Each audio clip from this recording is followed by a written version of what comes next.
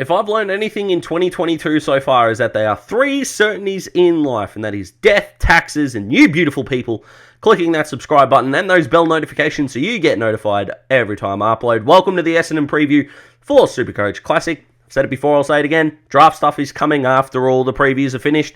Maybe this will be the last video I say that. Maybe not. Who knows? But that is when draft stuff is coming, and I won't be doing draft stuff alone. So there's a little teaser there. But this is the Essendon preview. As always, we've got a best pick, we've got a watch list, we've got a no chance, we've got a cash cow for every line, and we will discuss the ruck implications as well. And it is an interesting one at the Bombers where I've got a bit of a big call. But let's get stuck into it, straight into the defense. Let's go. So, Jordan Ridley averaged 133 in the first month of 2022, and I felt silly for not having him because I didn't take him. However, once Dyson Heppell and Nick Hind got settled into their roles, his average plummeted and he finished below 100. The reason why he's the best pick is you got to give players time to get used to it. Jordan Ridley would now be used to that and can only go up from there. I think he's going to start in my team. I feel like I've said that about 8 defenders right now, which might be a problem, but Jordan Ridley is knocking on the door to get into the team. He is one of those guys that is kind of best pick, kind of watch list as well, because if he does struggle in his role in the preseason game, then I might have to look elsewhere, but I think he's the best pick for the defense because Essendon's defenders are kind of fighting each other for points.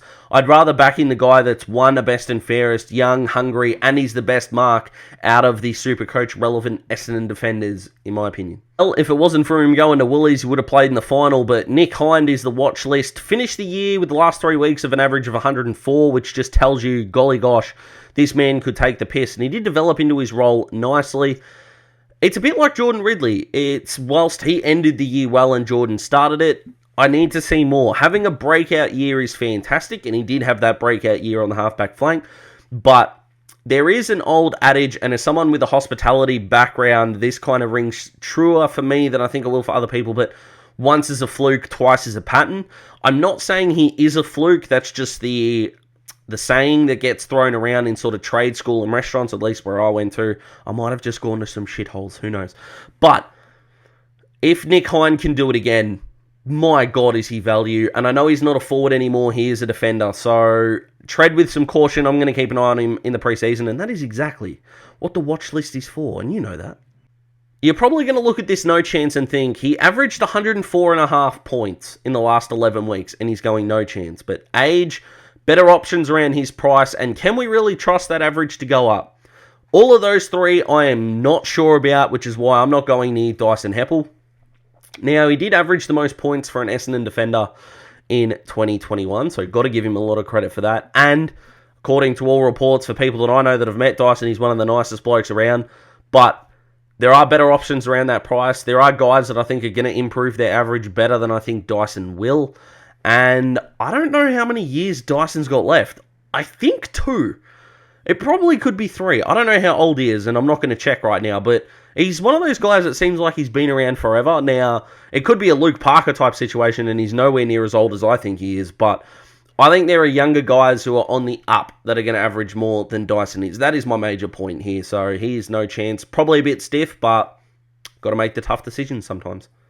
When you draft a guy in his mid-20s, you're not doing that so he can sit in the VFL all year. Or if you do, you're a dick. So, are Essendon a dick? Welcome to my TED Talk. No, I have no idea. But Garrett McDonagh is going to be a guy that I'm going to look for as a cash cow option. Why wouldn't he play? What do Essendon need to see from a guy in his mid-20s in the VFL? He either plays or he doesn't. And if he doesn't, why did you draft him? These are the sort of questions you need to ask yourself when picking your rookies. So I think Garrett's going to be a very popular cash cow in the defense, and so he should be. This man scored 18 tons in 2021, which is just insane. It's why he's the best pick in the midfield, funnily enough. He did have a 64 and a 71, of course, but didn't go below 91 for the rest of the year. And like I said, 18 tons. Zach Merrett always looks underpriced, but that 64 and a 71 should heed some consistency concerns, but he's not getting those ultra low scores in weeks that really matter. So if you are going for Merrett instead of, say, like a McRae and you're saving the 80k, You can't really go wrong there. He did win the best and fairest for a reason. I thought Parish should have won it, but Essendon clearly saw Merrett as the better player. He did end up scoring more points than Darcy Parish did, so there is good reason for that. And he's one of those guys who I think will be a career pod, but maybe shouldn't be because he's an uber premium for a reason. Excellent player, beautiful foot skills. I think if he can hit the scoreboard a bit more, he can definitely be one of the top 5 mids in SuperCoach next year.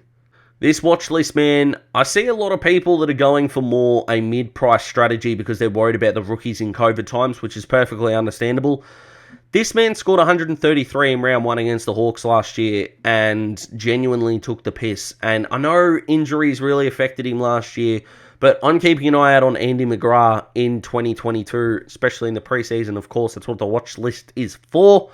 The reason why I'm doing so is I think he actually goes back. I think Ridley, Heppell, Hind, McGrath, that is a fantastic defense. And you take into account also Mason Redmond, who I think is one of the more underrated key backs in the competition. And you've got to have depth in your positions. McGrath can go back if they need a spark, can go into the midfield.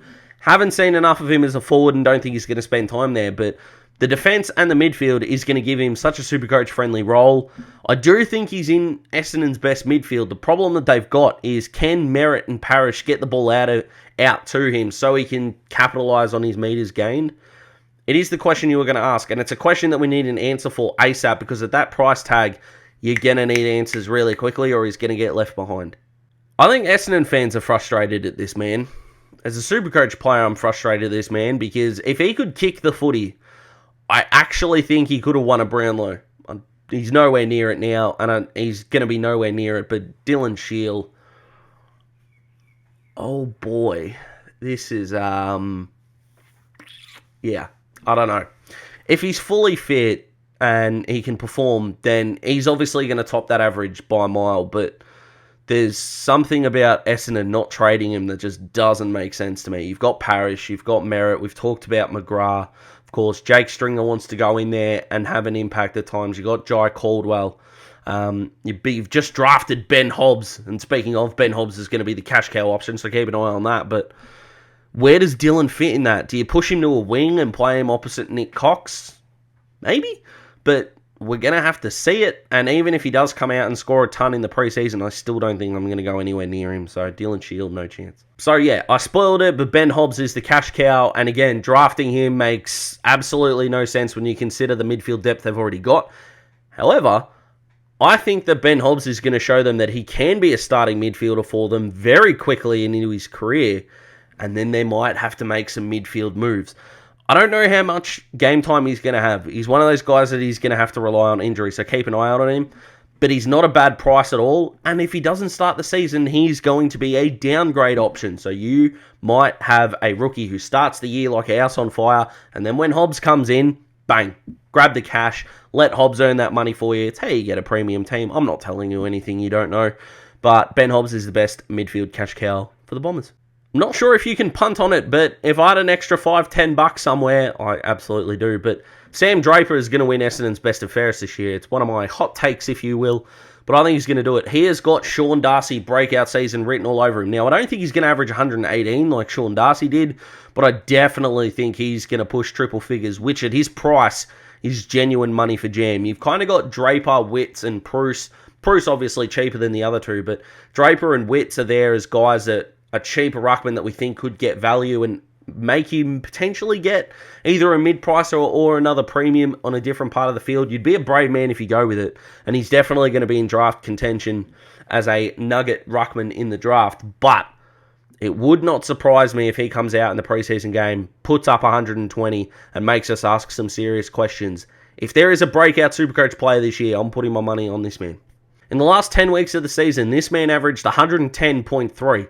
which screams pod to me. But Jake Stringer was on a contract year, and we know he plays better with a contract year, and he did have a 22 and a 24. That is a worry. One of them wasn't an injury-affected game, so take that into consideration. But we always look for pods, and I don't know whether I'm just being sucked into the hype when it comes to the package, but he screams pod for me, which is why he's the best option. I'm not 100% sold on whether he's the best option for a pod, but I think he's probably going to be a guy that we might bring in sort of round 6 as that pod if he starts the year well. I'm not sure. He is the best option for Essendon in the forward line, though, and I've just got that weird feeling. I'm not going to start with him. Wouldn't surprise me if he is a premium forward by the end of the year, though. It just wouldn't. Maybe I should start him. I don't know. I just don't know. Who am I keeping an eye on in Essendon's forward line? Who's on the watch list? Let me tell you, it's no one. For pure reasons of what other Essendon forwards are you taking? None. Peter Wright? No. Anthony McDonald-Tipungwuti? What have I told you about taking small forwards? Will Snelling? No. So, I'm not keeping an eye on anyone. Good luck to him. No chance. What a fall from grace this man was. One of best and fairest and was one of the better cash cows of the year that he rocked up at Essendon, but Devon Smith, I don't think will be chosen by anyone ever again. And that sucks because I like Dev, but it's just not happening in a SuperCoach fashion, my friend. Did score 148 in round 23 in everyone's SuperCoach Grand Finals, but you didn't have him in your team, so what does that score matter? It sucks. It's with a sense of sadness because Dev's been a fantastic SuperCoach player for a few years, but he's nowhere near it now. For the cash cow, I'm actually going to go with no one because there isn't a standout. There isn't anyone that's knocking on the door. Now, I know McBride, the ruck forward, whose first name I can't pronounce, is also a decent option here, but he's more of a watch list than a cash cow because I trust Draper. I think they're going to play Peter Wright as a ruck forward as well. So he's going to need some things to go his way. So I'm actually not trusting any cash cows for the Bombers at the moment. So it's just Stringer as the best option and Dev Smith as a no chance. So for Daz's final word, Jordan Ridley is the only one that I'm above 90% sure is going to be in my team. Zach Merrett as a pod is definitely on the cards, and I still got that funny feeling about Stringer, but I get the feeling that once these previews are over and I readjust my team, he's not going to be in it. So I'm only going to have Ridley and Merrett as massive contenders. Sam Draper as well, I think, over the offseason, as we see him grow into his body more, is going to scream out as a value pick as well. And Garrett McDonagh, I think he's going to be on a lot of benches as a rookie. So that's it, guys. Essendon all done. Comment below. Let me know what you think. Which Essendon players are in contention for your team? Which Essendon players are already in your team?